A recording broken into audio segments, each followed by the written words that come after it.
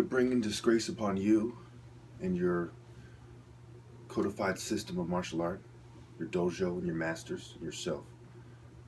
Quit being jealous and understand my point. Either concede my point or accept my challenge.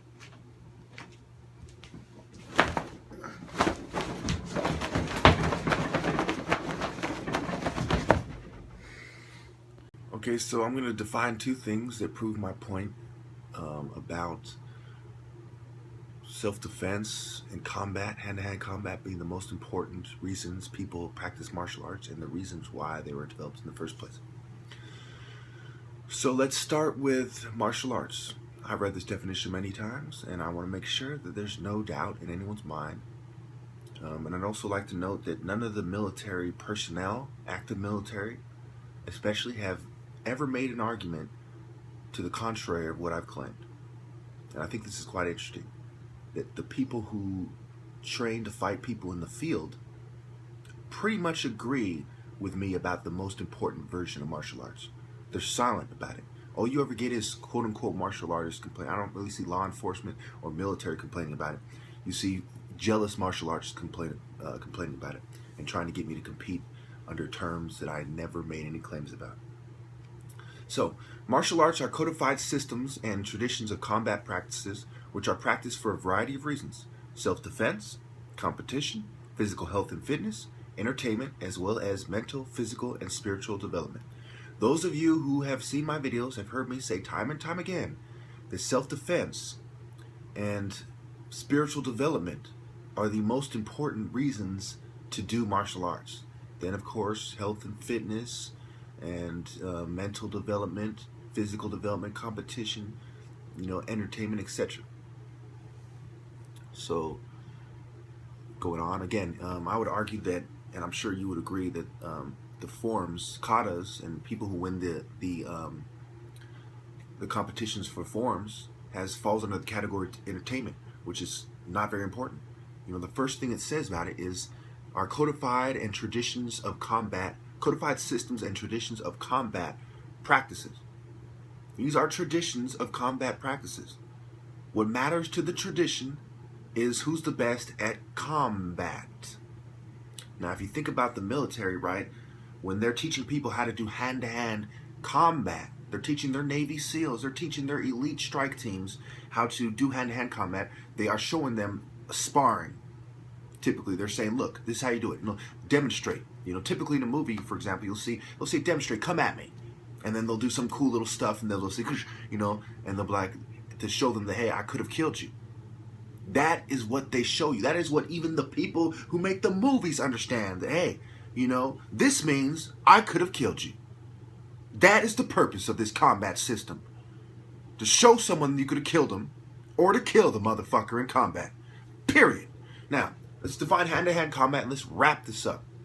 Hand-to-hand combat, sometimes abbreviated as H2H or H2H, or HTH or H2H, is a lethal or non-lethal physical confrontation between two or more persons at a very short range, in parentheses, grappling distance, that does not involve the use of firearms or other distance weapons.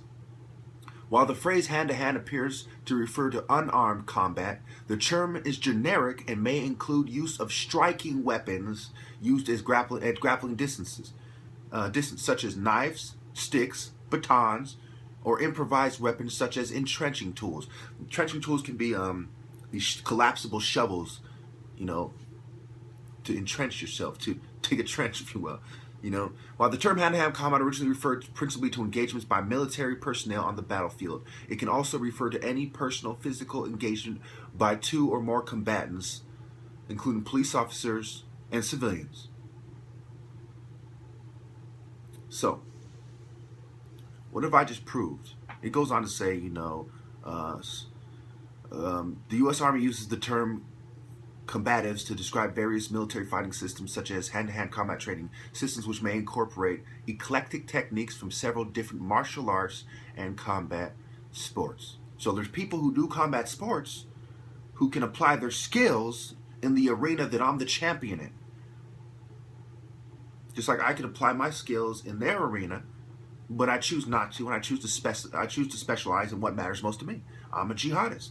I'm a grown man.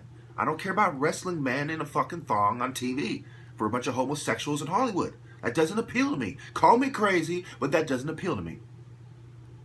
I'm not for boxing to be cool. I never took that route. I'm for hand-to-hand combat, traditions of combat, and self-defense. Now, for any of you at this point to not understand my argument, excuse me if you're a complete fucking dumbass. And it seems that the trolls, they'll cite all kinds of videos where I do demonstrations and this and that, but they'll magically jump over the fucking dozens of videos where I make this exact same argument in a different way, and I almost always include what I'm going to end this with. Martial arts are codified systems and traditions of combat practices. It goes on to say, which are practiced for a variety of reasons. But what are they? They're traditions of combat practices. Are we caring about forms? Are we caring about competition when we're talking about who's the top martial artist? Who's the top martial artist traditionally, and to the truest meaning of the word, is who is the best at hand-to-hand combat, self-defense, and the only way to do it without actually fighting someone to the death is sparring. Why? Because you have to be fast. You worry about being hit even once. You have to be precise. Your technique matters. What have you. So there you go. I'm the top martial artist in America, and I'm being persecuted for my political views. And if you ask the military about my theory, I'm sure they will tell you that I'm absolutely fucking correct. When they train for fucking hand-to-hand combat, how do they do that? I want you to ask them that. How do you people train for hand-to-hand combat? Do you not incorporate sparring? And why do you do it? If sparring is irrelevant, why train for hand-to-hand combat and incorporate sparring? Why do you have a fucking mat? What's the purpose of that? Oh, that's right.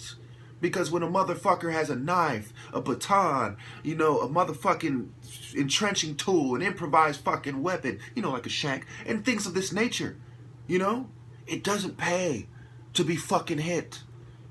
It doesn't pay because you will fucking die. Because the majority of times when people are stabbed by a fucking expert, they are on the verge of death, of dying. We're not talking about somebody who doesn't know how to fucking hurt somebody, who stabs them in an irrelevant place that allows them to keep on fighting with somebody who stabs them in a vital fucking organ. Someone who stabs them in a way that is gonna fucking result in them being nullified, neutralized, what have you. It's funny how I still have to make this argument. I mean, all of you should be as disgusted with martial artists and trolls as I am.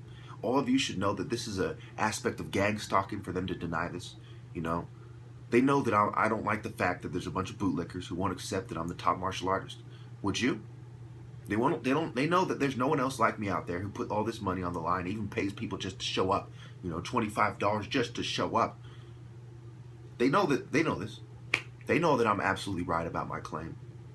Okay, they're a bunch of jealous gang stalkers.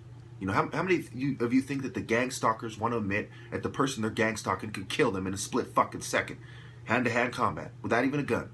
Of course they don't want to admit that. How many of you think they want to admit that he's more of a man than they are, and he's the top martial artist in the fucking country, and they're not? Of course they don't want to admit that. How many of you think that feminists like the idea that someone who speaks out against them is the top martial artist, and they're going to rush to give him the credit he deserves? Of course they don't like that. How many of you think that homosexuals like someone who speaks out against them, who is anti-homosexual and points out that it's a sin according to Christianity, Islam, and Judaism, is the top martial artist, and they're just a fucking sissy? Of course they don't like that. How many of you think that the military, the law enforcement involved in this want to admit that? How many think that the martial artists, the people who have practiced martial artists or who have a black belt, etc., want to admit that? That is exactly why these scumbags will never admit that I'm the best. And 9 times out of 10, the people who don't want to concede my point are these scumbags. And then, of course, the 1 out of 10 might be the people who say, oh, I like this guy on TV, who don't get the point.